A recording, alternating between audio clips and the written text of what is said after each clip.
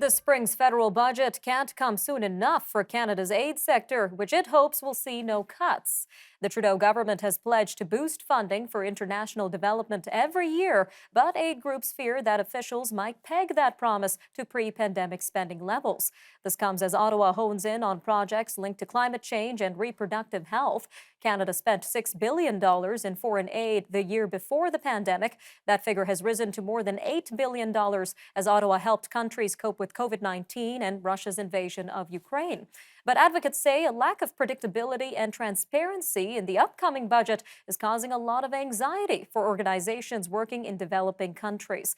Well, joining us now to give us more perspective is Mr. Louis Belanger, campaign director at Bigger Than Our Borders, which advocates on behalf of major Canadian charities. Mr. Belanger, welcome to Forum Daily. Thank you. Hello. Now, looking at the numbers here, so pre-pandemic, the funding for foreign aid was earmarked at $6.6 billion. Following the arrival of the pandemic, the funding target was boosted to $8 billion.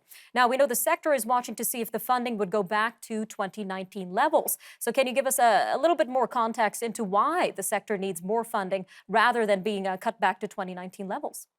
Right. Well, it's an important question, and for us, it's sort of what has changed since the pandemic. It's not like problems have gone away. We see the issue of climate change having a direct impact in developing countries. We see the impact of hunger. We talk about a lot about hunger in sub-Saharan Africa and other parts of the world.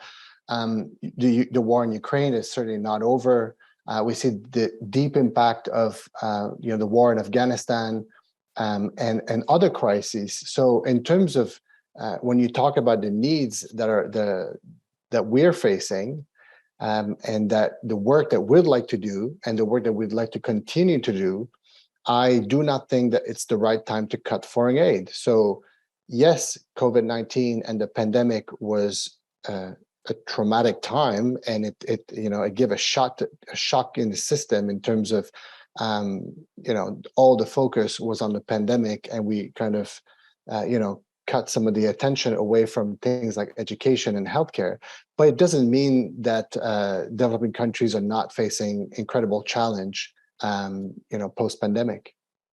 It's clear that there's no shortage of crises in the world, sir. Now, if funding were to be cut back to 2019 levels, what kind of an impact would that have on Canadian foreign aid projects? Well, it would we would need to see some cuts.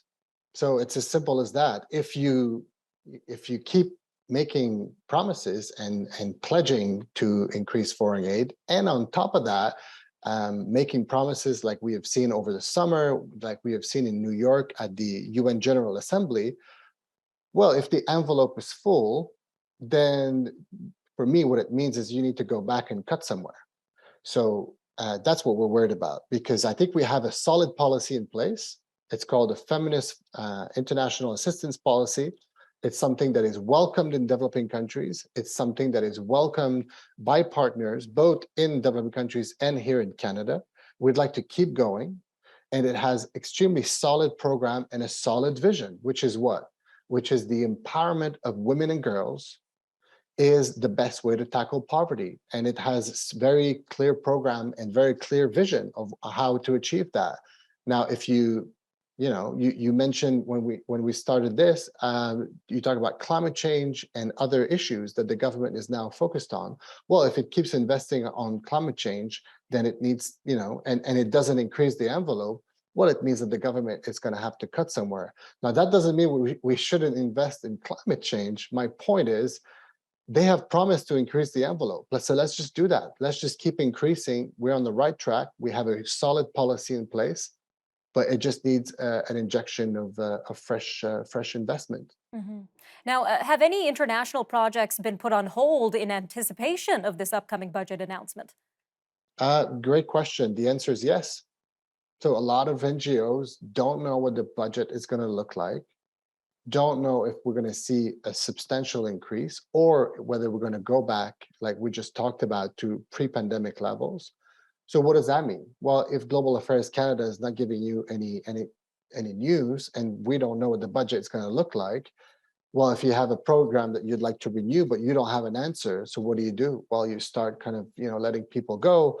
You put the program on hold, and that is what's happening worldwide on issues like around nutrition, governance, social justice, economic empowerment, and that's worrying to me. And that's why uh, I think we need clarity. I think we need transparency, and on top of that, of course, we need a solid budget that shows that the government is serious and ambitious when it comes to international development.